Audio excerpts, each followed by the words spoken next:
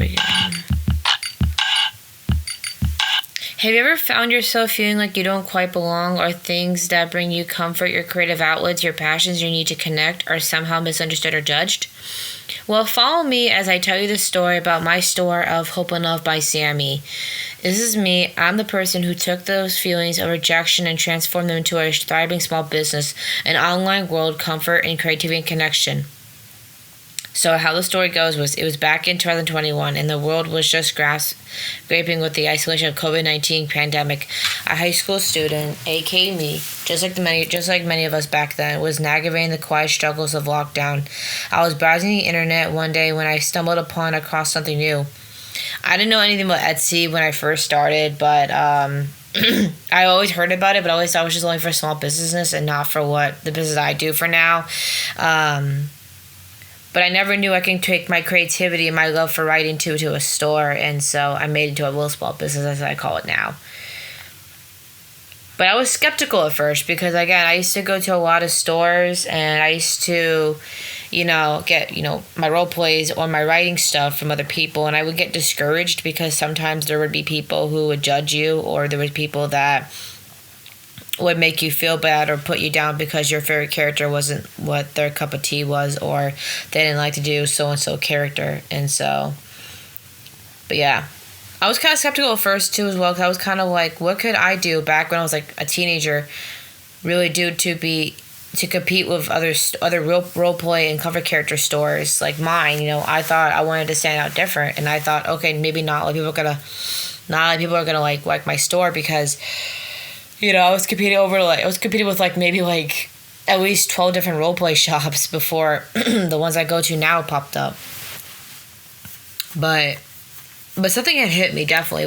What hit me the most was when my store came about, meaning that when it came about, a lot of people would start buying from my store.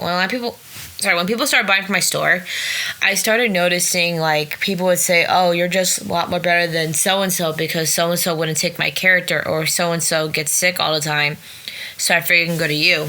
What makes my store different, guys, and it's something really funny, but I actually open on weekends, and not a lot of Etsy stores are open on weekends, actually. They take that as a time of break. I mean, I do have my breaks here and there. I do have customers who have lives, so as honestly I do understand, I try to accommodate. But yeah, I mean, one thing I would say, my Etsy store, the biggest thing would be, it's just something I've always wanted to own my own store. I always did. First I was younger, I wanted to do ice cream store, and then it was all that stuff, but And so basically my journey began. I opened up my store of roleplay based stories, bringing characters to life through Discord. I use Discord. I know, but that's where I make a little Tupper bot of the picture of their character, and I pretend to be them, like little bots. I wanted to create a safe space where people weren't shut down for the way they wrote or kind of characters they enjoyed.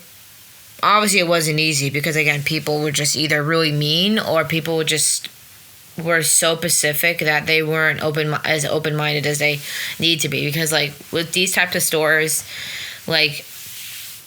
yes, you can you're entitled to have your own stuff, entitled to have the way you want it, but also they need to understand there's also another human on the other side of the app, or the internet. People don't really.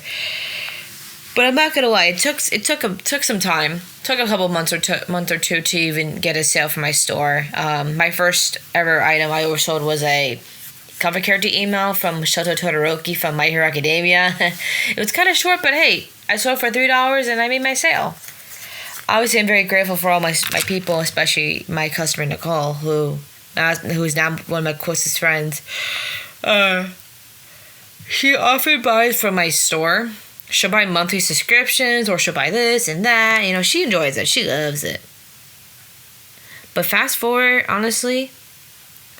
today, though, my business is not only just a shop. It's a space for people to feel heard, seen, and understood. With every character I create, with every roleplay I facilitate, I'm just not providing a service now. I'm just making a service now. Now I'm making a difference in the mental health community. Because I know how it feels to be depressed, have anxiety. I know how it feels to have those weird feelings and having that weird those emotions to be intensified or feel lonely and stuff. But as a communications major and a journalism minor, I learned a lot to blend my passions for storytelling with my mission to create a positive, judgment-free environment for all. And I would never trade it for anything else, honestly. I'm forever grateful for all my customers, and I'm so happy. This has been such a great journey, and we all deserve to have a place for ourselves. We do.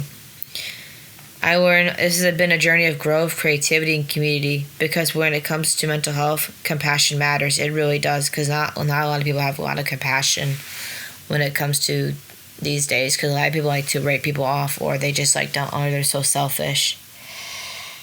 Oh, it takes a little bit of love, and a little bit of hope, and a little bit of love. Get it, Hope and Love by Sammy.